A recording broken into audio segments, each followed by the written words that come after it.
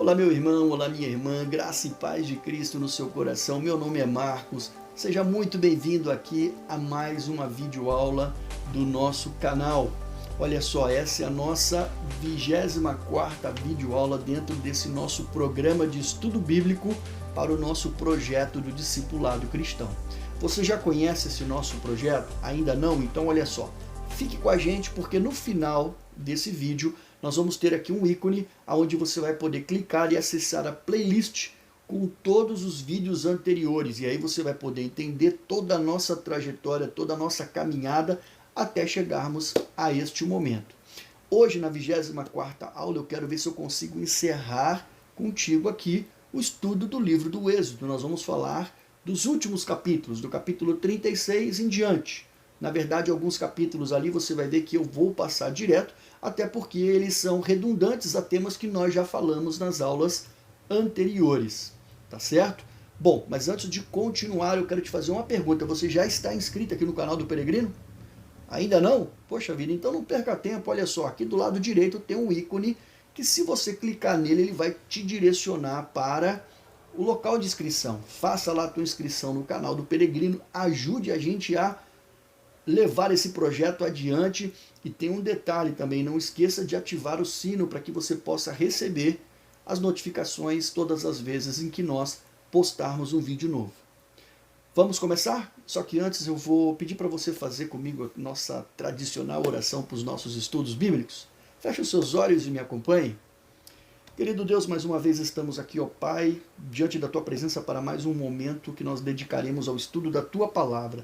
Abra nossa mente, Senhor, o nosso coração, o nosso entendimento, nos dê sabedoria, ó Deus, e discernimento para que nós possamos conhecer um pouco mais dos mistérios da Tua Sagrada Escritura. Em nome de Jesus eu oro e agradeço. Amém.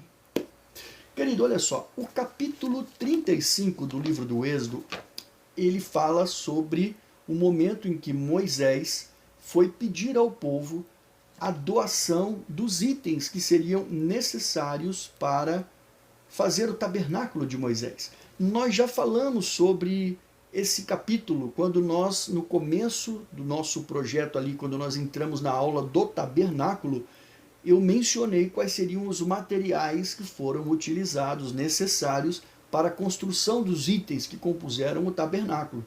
Então eu não vou aqui me ater muito a detalhes, eu peguei apenas alguns versículos importantes que eu quero trabalhar com você sobre um outro ponto de vista agora. Nós vamos ver ali então que Moisés convoca a nação de Israel para pedir a oferta. Vamos ler o que diz o texto bíblico?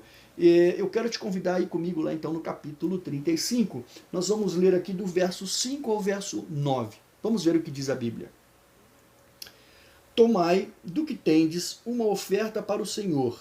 Cada um cujo coração é voluntariamente disposto a trará por oferta alçada ao Senhor ouro, prata e bronze, como também estofo azul, carmesim, linho fino, pelos de cabras, peles de carneiros tingidas de vermelho, peles de animais marinhos, madeira de acácia, azeite para a iluminação, especiarias para o óleo da unção e para o incenso aromático, pedras de ônix e pedras para engaste, para a estola sacerdotal e para o peitoral. Amém? Bom, nós já falamos sobre todos esses itens aqui, era só para você relembrar, ok? Mas o que eu quero dizer para você é o seguinte, agora eu quero falar sobre oferta. Bom, nós vemos ali então que um aspecto muito importante, oferta voluntária. Coração voluntariamente disposto a contribuir. Amados, precisamos entender, Deus não quer nada do que é nosso, não precisa disso. Às vezes a gente vê hoje, na época contemporânea, muita gente que vive uma apostasia, querer justificar a sua apostasia em cima de maus exemplos de pastores e líderes religiosos na gestão dos recursos financeiros que são ofertados ou dizimados em suas igrejas. Eu não quero entrar no mérito aqui de polemizar esse assunto, porque não é o aspecto importante do nosso estudo, mas eu quero te dizer o seguinte, você não pode generalizar o evangelho dentro de maus exemplos. Pode ter certeza que aquelas pessoas que estão maculando o nome do Senhor no dia do juízo serão cobrados por Deus. Isso está na Bíblia. Essa parte da Bíblia você não pode esquecer. Que aquilo que a pessoa faz de errado, sujando o nome do Senhor, vai ser cobrado dela.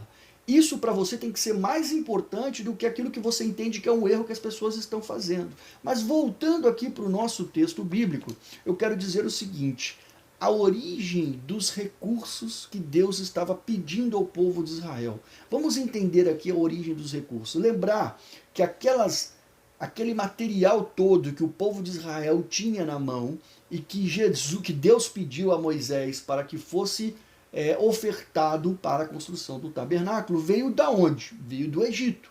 Mas como que isso aconteceu? Então vamos lá, vamos voltar a fita aqui, lá em Gênesis, no capítulo 15, no verso 14, quando Deus fez uma promessa para Abraão sobre os descendentes dele. Abraão, patriarca do povo de Israel, Deus prometeu a ele então o seguinte: olha, tua descendência peregrinar pela terra, tal, vai ser cativo lá 400 e poucos anos no Egito. Eu vou castigar aquela nação por isso. E os teus descendentes, quando saírem de lá, não sairão de mão vazia. Deus prometeu isso para Abraão. O tempo passou, o povo foi cativo, 400 e poucos anos, viraram escravo. Na hora de sair, vamos lá agora para Êxodo 12, no verso 36, nós já falamos sobre isso também, quando o povo estava saindo. Então, cumprimento da promessa de Deus feita a Abraão. O povo pedia para os egípcios se despojavam e davam a eles tudo aquilo que eles pediam. Então eles saíram de lá com todo esse material. Gente, olha só, Deus conhece todo o projeto da obra. Ele já sabia que aquilo que ele tinha prometido, ele cumpriu e que uma hora ele ia pedir. Então, se Deus pede alguma coisa para alguém, é porque ele sabe que você tem condições de fazer, porque ele já te abençoou e já proveu na tua vida. Tem gente que não entende isso, mas aqui eu estou facilitando para você compreender. Então vamos avançar aqui no texto, que você precisa assimilar que aquilo que estava sendo pedido, na verdade, era uma devolução de parte da provisão de Deus, que o povo não teria se porventura Deus não tivesse cumprido a promessa com o povo de Israel. Bom, o que nós aprendemos com isso, amados? Vamos lá. Tudo que nós temos hoje é, sem dúvida, a provisão do Criador. Mesmo que você tenha comprado com o seu próprio recurso, né? É natural a gente às vezes falar: não, mas eu comprei, eu trabalhei, eu que acordei de madrugada, eu que fui lá, trabalhei, depois fiz a faculdade, estudei, ralei, lutei para chegar até aqui. Então, quer dizer, nada é por acaso. Sim, você está certo, você se esforçou, tá? Só que nós cremos que sem a graça e a misericórdia de Deus em nossas vidas, nós não somos nada. Se você conseguir entender, tá, que o simples fato de você acordar, respirar, abrir os seus olhos, se isso já é obra do fruto de Deus, então você vai conseguir entender que tudo aquilo que você conquista é em decorrência da graça, da misericórdia e do privilégio de Deus na sua vida. Você consegue assimilar isso? Que sem Deus você não seria o que você é? Ou você acha que você é autossuficiente? Que você respira porque você é bom? Que você existe porque você é bom? Né? Que realmente as coisas aconteceram do acaso? Não, não é bem assim que as coisas funcionam. Você sabe disso. Se você está assistindo esse vídeo é porque você crê na mesma coisa que eu. Então você sabe de onde você veio e por que você existe. Que desde o ventre da sua mãe, Deus já desenhava um projeto para a sua história. Então quer dizer, olha só a nossa existência, da onde que nós viemos. Então tudo aquilo que nós somos hoje, aquilo que nós temos, é permissão e provisão de Deus na nossa vida. Sem sombra de dúvida. Então vamos avançar aqui. Outro detalhe importante é que as ofertas elas deveriam partir de corações voluntariamente dispostos a contribuir. Deus sabe que existem aqueles, né, aquelas pessoas que quando são abençoadas e quando possuem alguma coisa, elas têm dificuldade de compartilhar aquilo que eles receberam. Por quê? Porque eles colocam os bens materiais acima do coração. Por isso que Deus nos ensina, né, que o que fazemos a Deus, ele deve ser voluntariamente, de coração desprendido, pois Ao agir dessa forma, meu irmão, nós estamos, na verdade, demonstrando que o nosso coração não está nos bens materiais, mas sim naquilo que realmente Deus reserva para mim, para você, que é uma vida eterna com Deus lá nos céus. Ou seja, a sua visão, ela tem que ser muito mais espiritual do que uma visão material. Essa convocação para ofertar os itens e construir o tabernáculo, ela foi direcionada a todo o povo.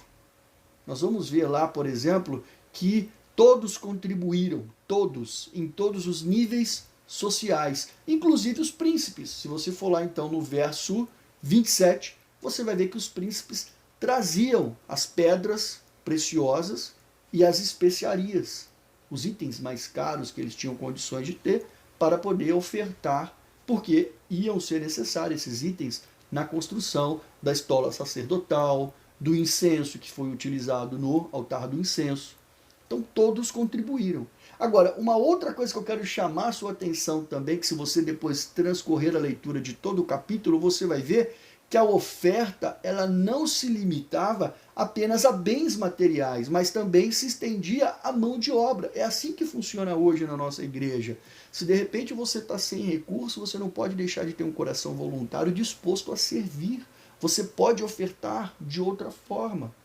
Você pode não ter dinheiro, mas a sua mão de obra é uma oferta. O seu trabalho, o seu tempo, aquilo que você dedica ao crescimento do reino, não deixa de ser uma oferta. Então, as pessoas dizem, mas eu não tenho, e quando eu tiver eu vou ofertar. Não, se você tem você pode ofertar meio. Entendeu? Agora, as pessoas às vezes ficam encontrando desculpas para não fazer as coisas. Agora, se você não tem nada, ou se você tem e acha que vai precisar de 1,5 e está faltando, mas assim, você pode ofertar ainda a tua mão de obra. E pode ter certeza que Deus não vai te deixar vazio. Ele vai olhar para você e vai te retribuir. Isso é muito importante você entender.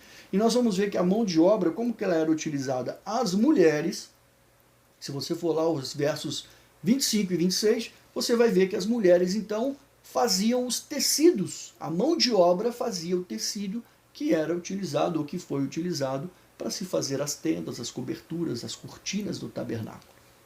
Bom, eu também quero falar agora para você sobre um outro versículo do capítulo 36, que é o verso 10.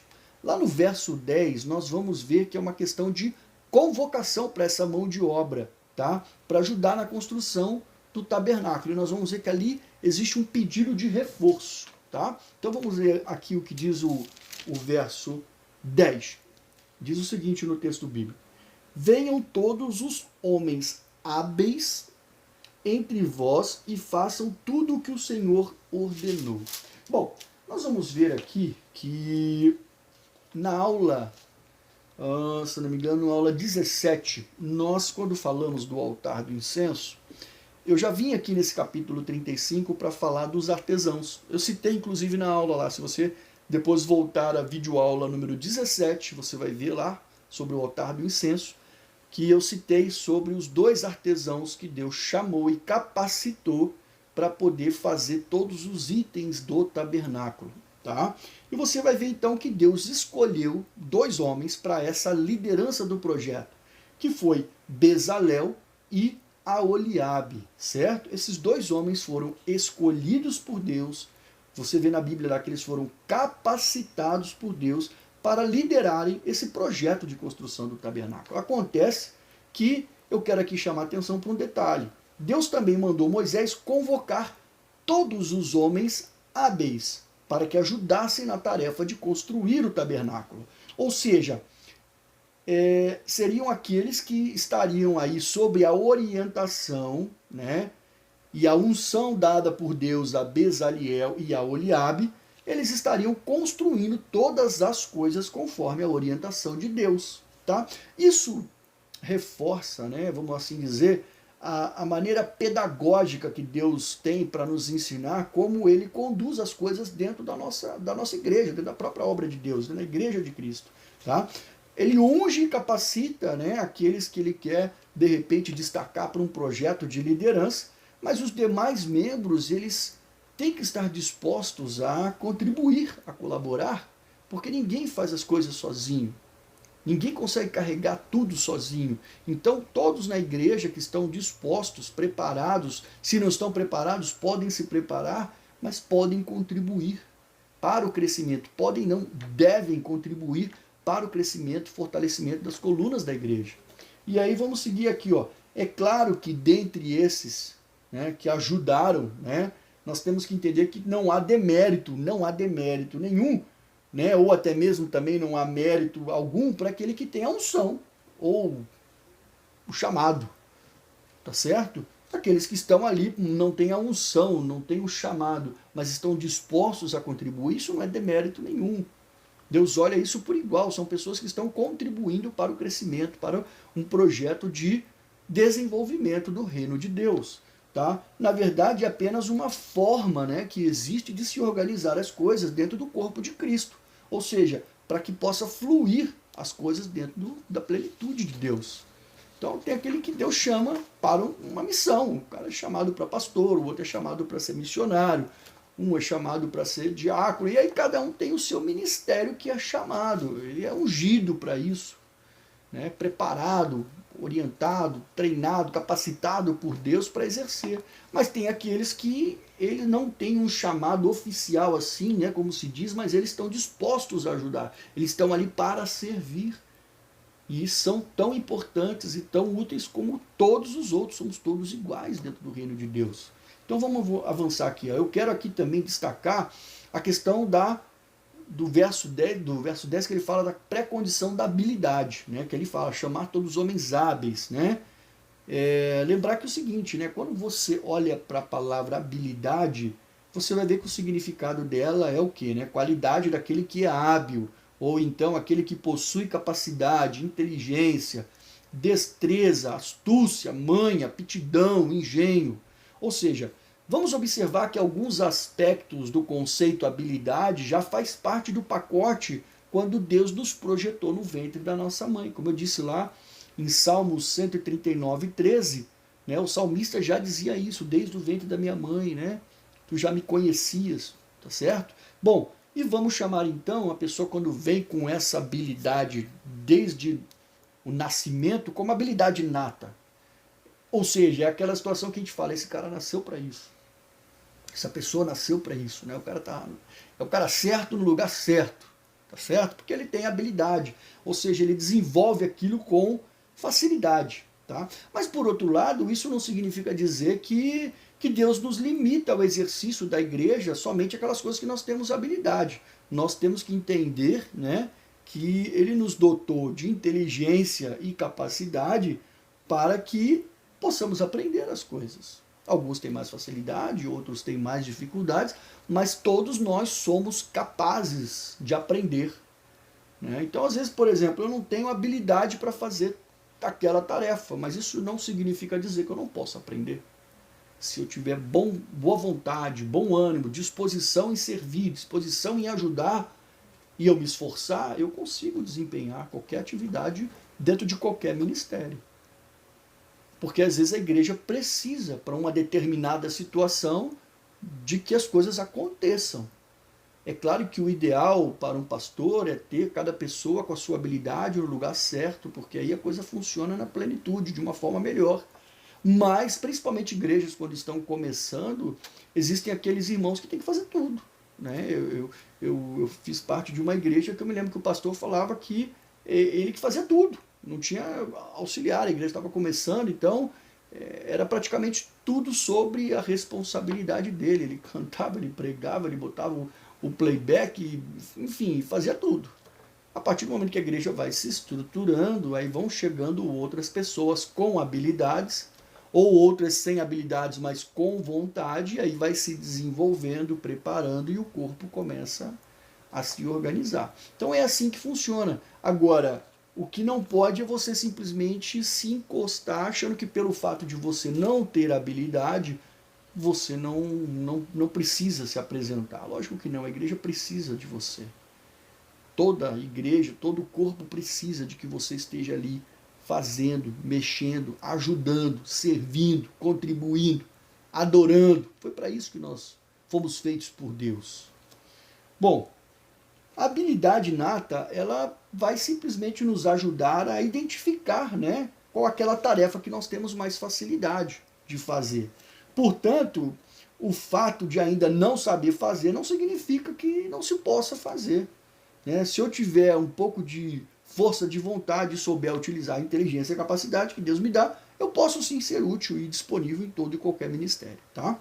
Bom, e o capítulo vai terminar falando do chamado de Bezalel e Aholiabe, que eu já falei na videoaula 17, eu não vou aqui ser redundante. Se você quiser entender um pouco mais sobre isso, volta lá na videoaula 17 para você poder entender o que nós conversamos sobre isso. Mas, em resumo, o que eu quero fechar com vocês aqui do capítulo 36, tá?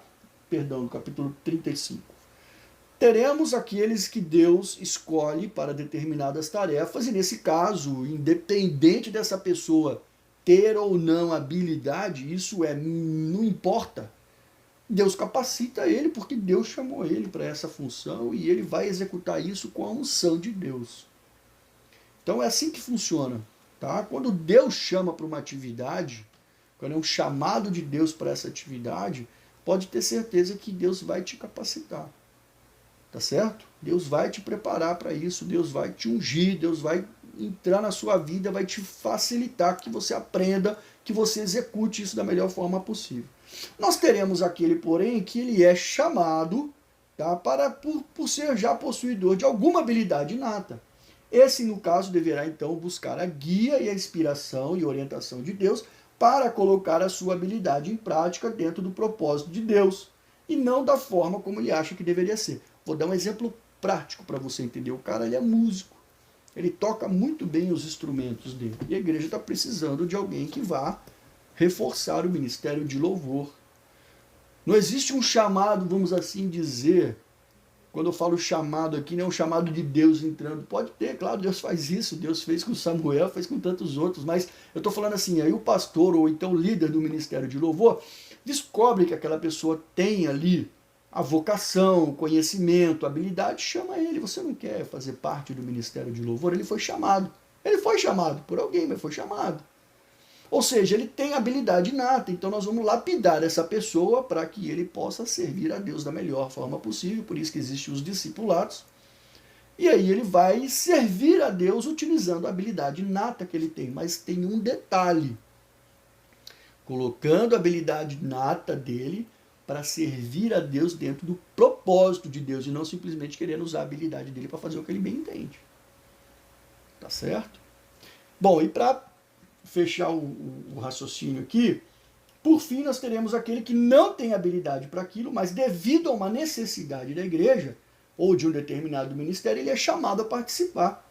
Ele é convocado a contribuir. Nesse caso, o caminho para essa pessoa exigirá um pouco mais de esforço, pois ela deverá buscar se capacitar e se desenvolver para que ela possa contribuir da melhor forma possível, de maneira mais assertiva possível para o reino de Deus.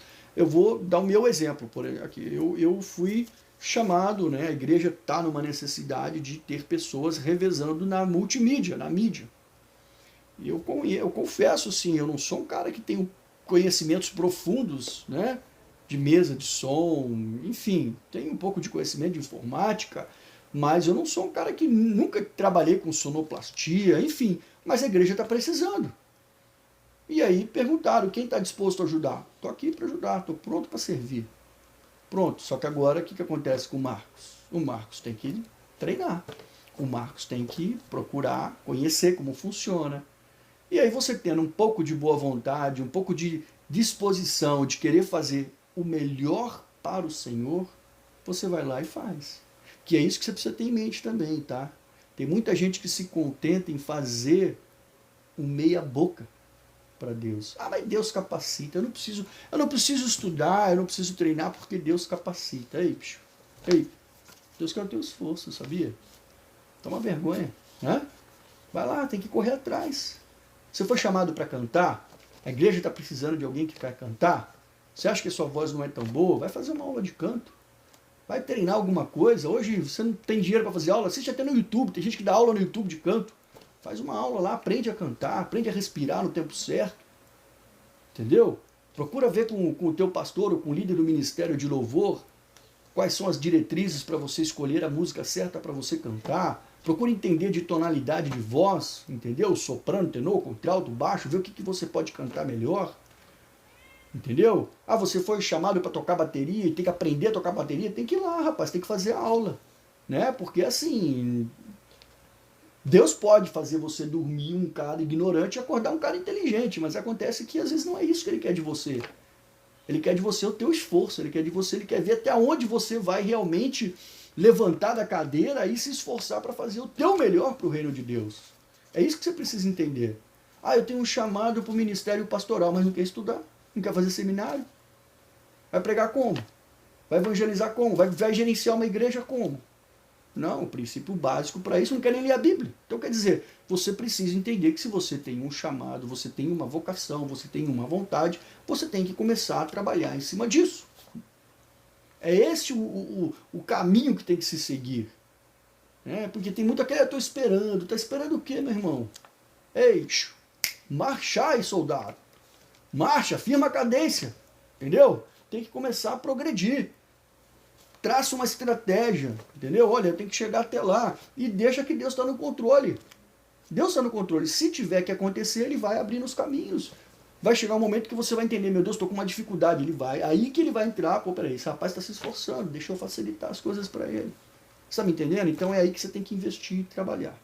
Bom, no capítulo 36, nós vamos avançar agora aqui, nós vamos ver que Moisés, então, recompensa, na verdade, Deus recompensa essas pessoas que estavam dispostas a servir, tá certo? Ou seja, como uma recompensa da sua disposição. Dando a eles o quê, hein? Vamos lá ver. Habilidade, inteligência e sabedoria que necessitavam para poder realizar aquela tarefa. Ou seja, às vezes a recompensa que Deus vai te dar não é financeira. Ah, eu vou fazer isso para eu ficar rico. Não, meu irmão, peraí. Ei, para. Sua recompensa maior é lá no céu, é o galardão. Agora sim, se Deus te abençoar, te dando sabedoria, te dando inteligência, te dando habilidade, meu irmão, já é o que você precisa para executar, para servir melhor. Vamos ver o que diz lá o capítulo 36, os versos lá, os iniciais? Olha lá. Assim trabalharam Bezalel, Aholiabe e todos os homens hábeis, a quem o Senhor tinha dado habilidade e inteligência para saberem fazer toda a obra para o serviço do santuário, segundo tudo que o Senhor havia ordenado. Moisés então chamou Bezalel e Aholiabe e todos os homens hábeis em cujo coração o Senhor tinha posto sabedoria, isto é, todos os homens cujo coração os impeliu a vir e fazer a obra. Esse texto é da Almeida atualizada, mas o texto da minha Bíblia, da Almeida contemporânea, ele é mais interessante ainda, porque ele diz assim, ó, a todo aquele cujo coração o moveu a se chegar à obra para fazê-la.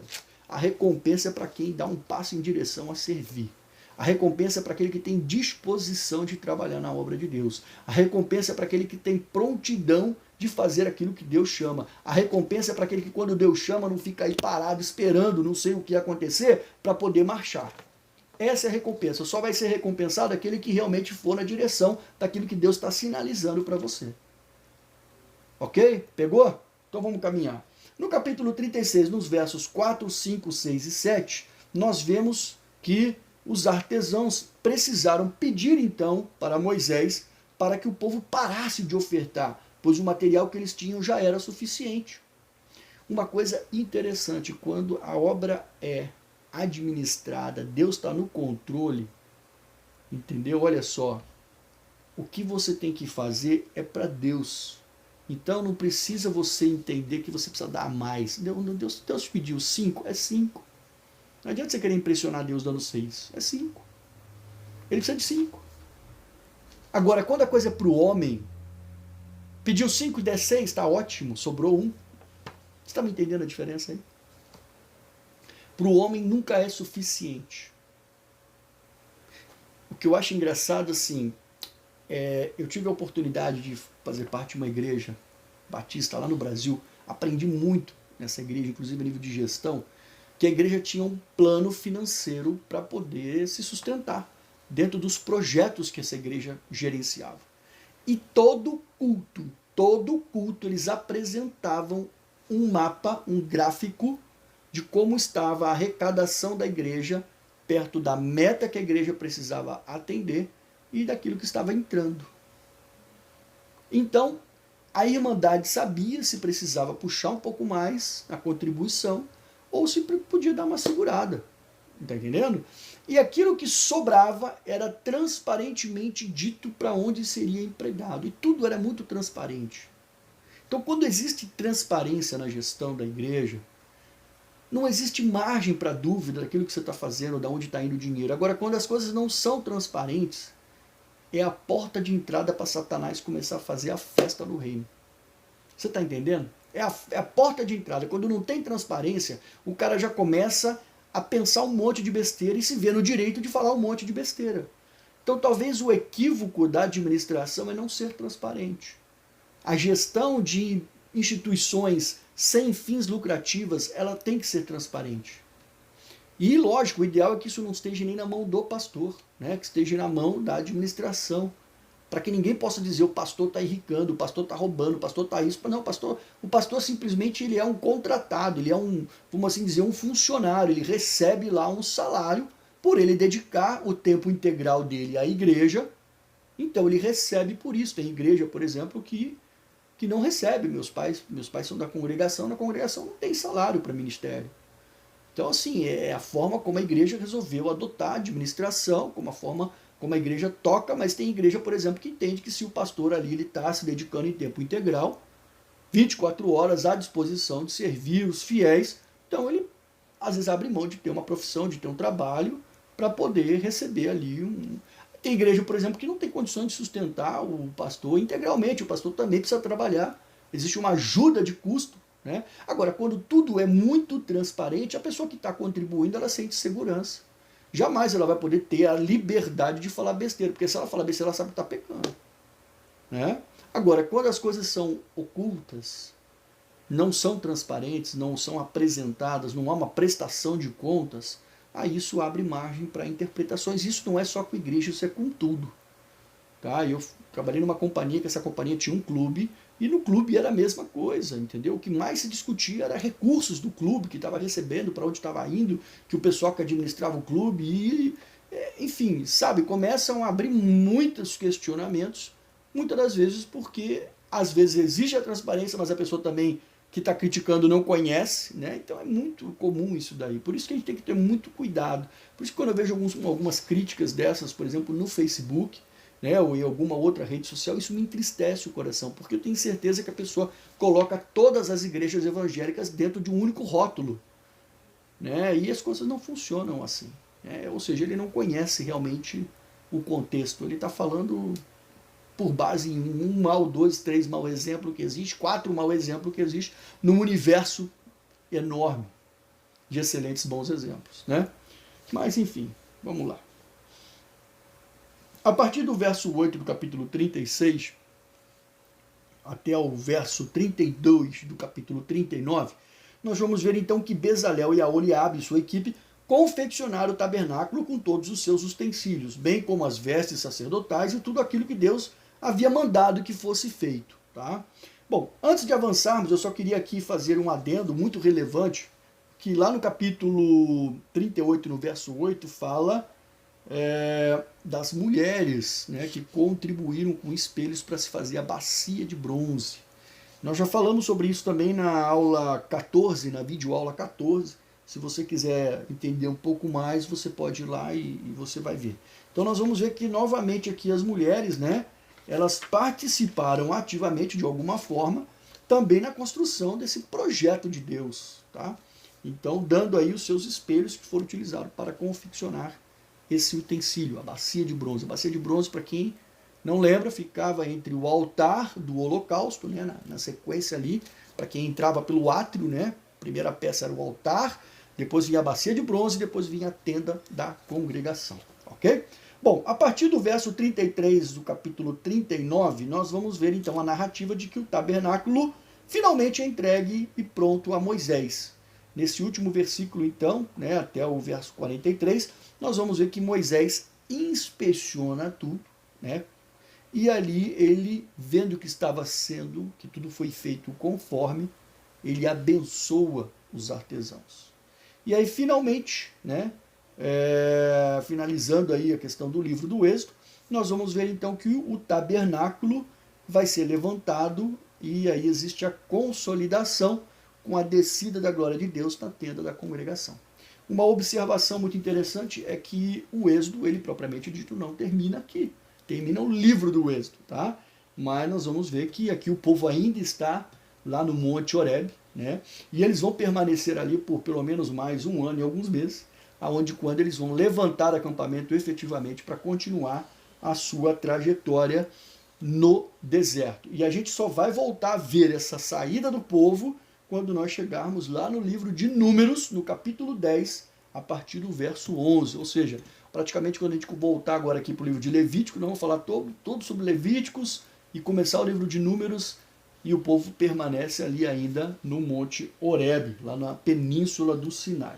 Tá certo? Bom, e apenas a título de curiosidade, só para a gente poder aqui fechar aqui o entendimento, né?